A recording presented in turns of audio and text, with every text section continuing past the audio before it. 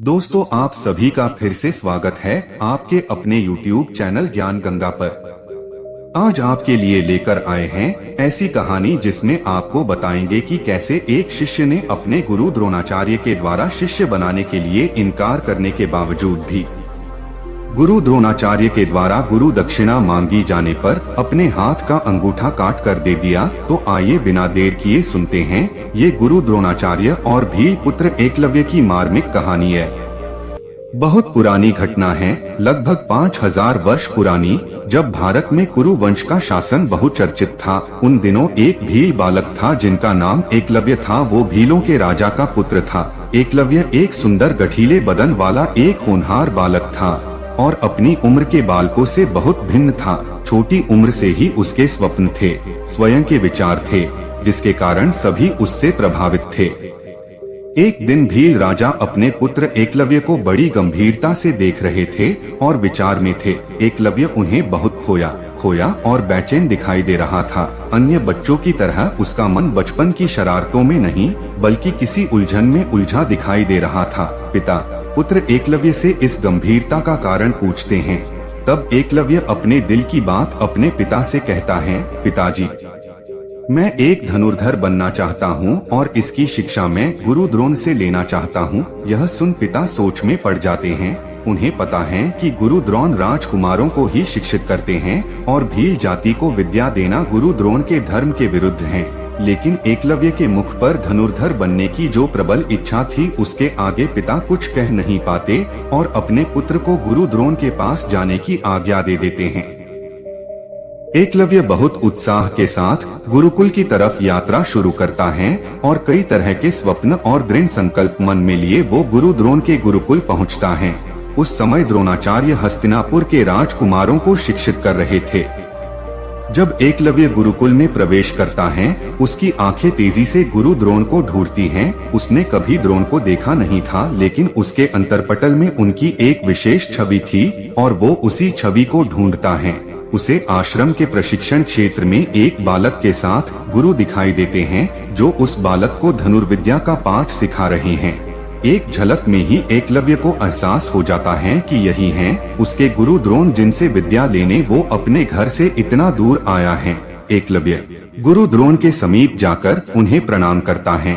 एक अपरिचित चेहरे को देख गुरु द्रोण प्रश्न करते हैं, पूछते हैं, तुम कौन हो जिसे मैंने कभी अपने आश्रम में नहीं देखा? एकलव्य विनम्र भाव से हाथ जोड़कर उत्तर देता है, हे गुरु श्रेष्ठ, मैं भील राजा का पुत्र एकलव्य हूँ और आपसे धनुर्विद्या सीखने की इच्छा लिए बड़ी दूर से आया हूँ। द्रोण कहते हैं, तुम भील हो, अर्थात शास्त्रों के नियमानुसार तुम एक शूद्र जाति के बालक हो। हे बालक, मैं एक उच्च कुलीन ब्राह्मण हूँ और शास्त्रानुसार मैं केवल उच्च कुल अर्थात राज परिवार एवं ब्राह्मण के बालकों को ही शिक्षा दे सकता हूँ और यही मेरा धर्म है। मैं तुम्हारी कोई मदद नहीं कर सकता, यह मेरे धर्म के विरुद्ध होगा। एकलव्य को गुरु की बातों का बहुत गहरा आघात पहुँचता है। उसे यह प्रथा एक असहनीय पीड़ा देती है। वो शीश झुकाए खड़ा रहता है। तब समीप खड़ा राजकुमार अपमानजनक शब्दों में एकलव्य को वहाँ से जाने को कहता है। वह राजकुमार कोई और नहीं बल्कि अर्जुन था, जो एकलव्य से कहता है, क्या तुम्हें जातिगत नियमों का जरा भी ज्ञान नहीं, जो तुम गुरु श्रेष्ठ से विद्या सीखने की इच्छा लिए आए हो? इस तरह अर्जुन एकलव्य को आश्रम से अपमानित कर बाहर जाने का रास्ता दिखा देता है। एकलव्य भारी सा मन लिए आश्रम से बाहर निकल जाता है, लेकिन उसके धनुर्धर बनने की इच्छा में लेशमात्र का भी परिवर्तन नहीं होता, बल्कि वो दृढ़ता से अपने लक्ष्य को पाने के विचार में लग जाता है। अपने क्षेत्र में आकर वो जंगल के एक शांत स्थान को चुनता है, उसे स्वच्छ करता है। वहाँ गुरु द्रोण की एक भव्य प्रतिमा बनाता है और दिन प्रतिदिन उनकी पूजा कर धनुर्विद्या का अभ्यास करता है। अपनी लगन एवं गुरु के प्रति निष्काम श्रद्धा के कारण एकलव्य की कला दिन प्रतिदिन निखरती जाती है। वो एक महान धनुर्धर बनने की दिशा में आगे बढ़ता जाता है। कुछ वर्षों बाद एक दिन एकलव्य जंगल में अभ्यास कर रहा था। तभी एक कुत्ता भौंकने लगता है, जो उसके अभ्यास में विघ्न डाल रहा था। पहले वो भौंकने की आवाज को नजरअंदाज करता, लेकिन बहुत देर होने पर उसे गुस्सा आ जाता है और वो अपना धनुष उठाकर कुत्ते की तरफ निशाना साधता और बिना कुत्ते को आघात किए उसके मुंह में तीरों को इस तरह डाल देता है कि कुत्ते का मुंह खुला रह जाता है, लेकिन उसे जरा भी दर्द नहीं होता। इस तरह उसका भौंकना बंद हो जाता है। उस समय उस वन में कुछ दूरी पर गुरु द्रोण के साथ सभी राजकुमार भी अभ्यास कर रहे थे। तब सभी की नजर उस कुत्ते पर पड़ती है, जिसे देख गुरु द्रोण आश्चर्यचकित रह जाते हैं और उनके मन में यह जिज्ञासा उठती है कि यह कौन महान धनुर्धर है जिसने इतने अच्छी तरह से इस कुत्ते का भौंकना बंद किया। द्रोण उससे मिलने की इच्छा प्रकट करते हैं और सभी के साथ वन में उस महान धनुर्धर की खोज में निकल पड़ते हैं। कुछ दूरी पर उन्हें एकलव्य दिखाई देता है, जिसे वे पहचान नहीं पाते और पूछते हैं, क्या तुम वो धनुर्धर हो जिसने इस कुत्ते का भौंकना बंद किया? एकलव्य उसी विनम्रता से प्रणाम करते हुए हाँ में शीश झुकाता है। गुरु द्रोण कहते हैं, हे महेश शिष्य, मैं तुम्हारे गुरु से मिलना चाहता हूँ जिसने तुम्हें इस काबिल बनाया है। तब एकलव्य शीश झुकाकर कहता है, मेरे महान आदरणीय गुरु का नाम गुरु द्रोण है। यह सुन द्रोण आश्चर्य से कहते हैं, यह कैसे संभव है? द्रोण मेरा नाम है और मैं तुम्हारा गुरु नहीं हूँ।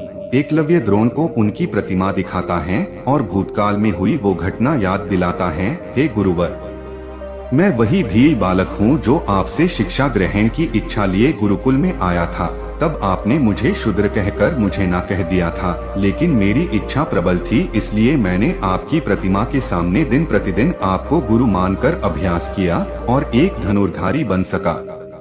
यह देख गुरु द्रोण के मन में बहुत खुशी होती है, लेकिन उनके अहम को आघात भी पहुंचता है, क्योंकि उन्होंने यह प्रण लिया था कि वो अर्जुन को श्रेष्ठ धनुर्धारी बनाएंगे और एकलव्य के होते यह संभव नहीं।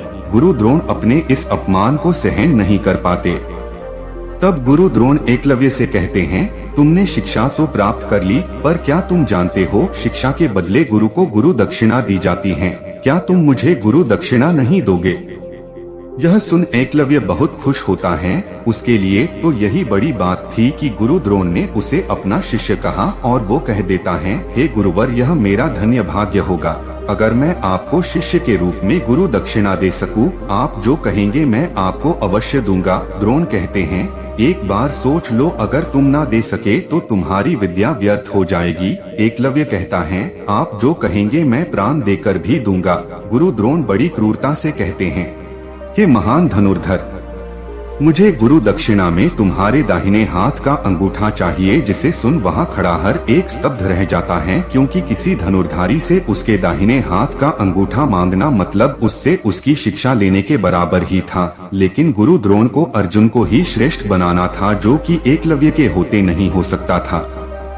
एकलव्य मुस्कुराते हुए अपने कमर में बंधे चाकू को निकालता है और बिना किसी विपदा के अपने दाहिने हाथ का अंगूठा काटकर अपने गुरु को गुरु दक्षिणा देता है। उसके ऐसा करते ही गुरु द्रोण को आत्मग्लानि होती है, लेकिन वो अपने प्रण के आगे निष्ठुर बन जाते हैं। गुरु द्रोण आगे बढ़कर एकलव्य के शीश पर हाथ रखते हैं और उसे आशीर्वाद देते हैं। पुत्र अंगूठा देने के बाद भी इतिहास के पन्नों में एक महान धनुर्धारी के रूप में तुम्हें जाना जाएगा। तुम्हारी कथा हर एक मनुष्य के मुख पर होगी जब कोई गुरु दक्षिणा एवं गुरु निष्ठा की बात कहेगा। इस तरह एकलव्य अपने संकल्प के कारण बिना गुरु के भी एक महान धनुर्धर बनता है और अपनी गुरु निष्ठा एवं गुरु दक्षिणा के लिए जाना जाता है। दोस्तों, आपको हमारी यह कहानी कैसी लगी? अगर कहानी आपको पसंद आई हो तो वीडियो को लाइक और शेयर जरूर करें। आप हमारे चैनल पर नए आए हो तो कृपया चैनल को भी सब्सक्राइब जरूर करें। वीडियो को अंत तक ध्यान से देखने के लिए आपका बहुत बहुत धन्यवाद।